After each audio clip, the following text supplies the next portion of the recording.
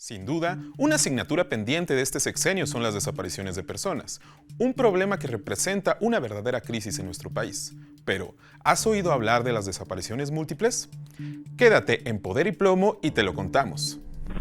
Una de las grandes incógnitas respecto a la desaparición gira en torno a los casos en donde dos o más personas desaparecen durante el mismo día y con el mismo modus operandi. Ejemplos recientes de este fenómeno son los casos de los 7 jóvenes que fueron sustraídos de sus casas en el municipio de Villanueva, Zacatecas, el pasado 24 de septiembre. Lamentablemente, 6 de ellos aparecieron sin vida 3 días después. Otro caso que ha trascendido recientemente es el de Lagos de Moreno, Jalisco, en el cual 5 jóvenes originarios de este municipio fueron desaparecidos luego de haber asistido a la Feria de la Virgen de San Juan de los Lagos en la región de los Altos de Jalisco, durante la noche del viernes 11 de agosto de 2023. La desaparición múltiple se ha instalado como práctica común entre las organizaciones ilícitas. Pero, ¿quiénes son las víctimas de este fenómeno? Por lo general, las víctimas suelen ser hombres jóvenes. En De Raíz Media consultamos al sociólogo Jorge Ramírez del Comité Universitario de Análisis en Materia de Desaparición de Personas de la Universidad de Guadalajara y nos habló sobre el patrón detrás de estas desapariciones. Justamente, pues, haciendo una base de datos con esa información, que hemos podido pues acreditar lo que la misma autoridad difunde en términos de pues un patrón de desaparición múltiple, ¿no? Que la podríamos definir como casos donde desaparece, no podemos asegurarlo, pero de modo simultáneo o al menos el mismo día, más de una persona, ¿no? Cuando se registran esos casos los llamamos desapariciones simultáneas, ¿no? Pero, ¿cuál es la lógica detrás de estas desapariciones? Según lo que nos comentó el académico de la Universidad de Guadalajara, existen 2 principales factores para que la delincuencia recurra a esta modalidad. Por un lado, se trata de un delito que tiene un registro deficiente y por otro, también permite el alcance de un mayor número de objetivos con el menor esfuerzo y riesgo posible. Es decir, permite realizar las desapariciones de una manera más eficiente. Quizás queda clara la lógica detrás de esta modalidad, pero ¿cuál es el motivo de ella?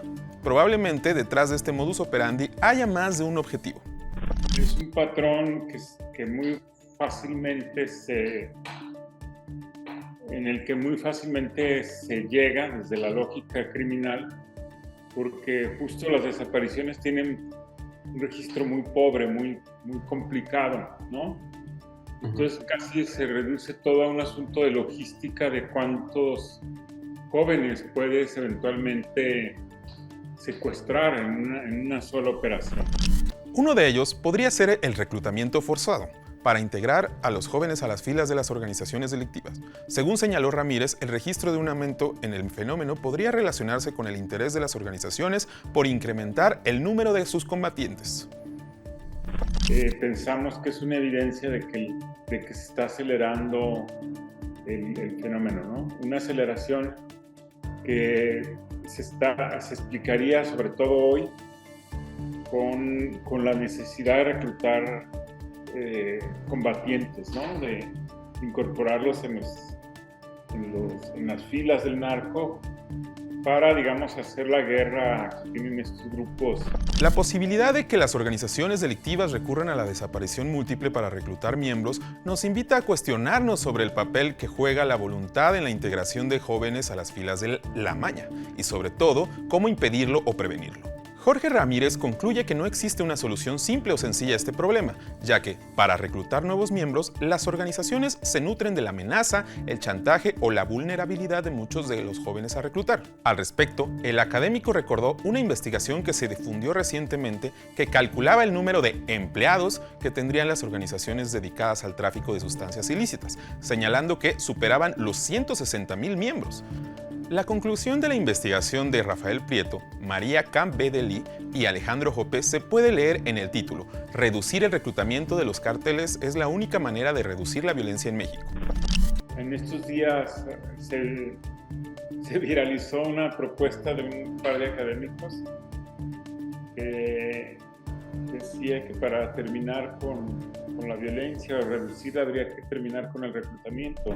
En el caso de los jóvenes de Lagos de Moreno, durante los primeros días de su desaparición, circuló un video que fue relacionado por los medios con el caso en donde un joven le quitaba la vida a otros de una manera cruel, replicándose la hipótesis de que los jóvenes habrían sido secuestrados para el reclutamiento forzado.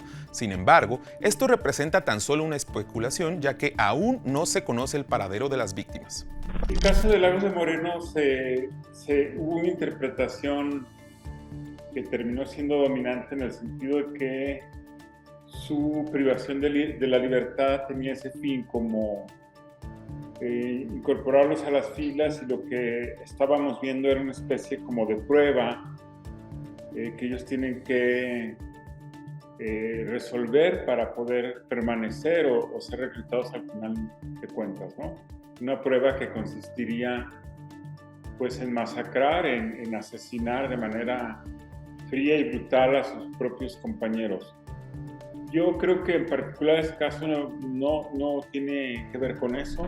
Por su parte, en el caso de los jóvenes de Villanueva, Zacatecas, los familiares de las víctimas recibieron un video en el que se les muestra recorriendo un camino en la sierra.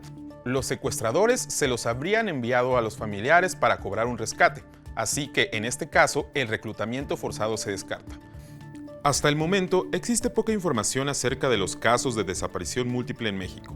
Destaca que la mayoría de las víctimas sean hombres jóvenes. Además, pareciera que las organizaciones tienen distintos objetivos para recurrir a esta modalidad. Por supuesto, la falta de voluntad política y el deficiente registro de las víctimas de desaparición, así como de su búsqueda, resultan factores que nos dificultan acceder a la verdad sobre estos casos. Pero cuéntanos en los comentarios, ¿tú qué piensas sobre esta terrible modalidad de la desaparición? Esto fue Poder y Plomo de Raíz Media.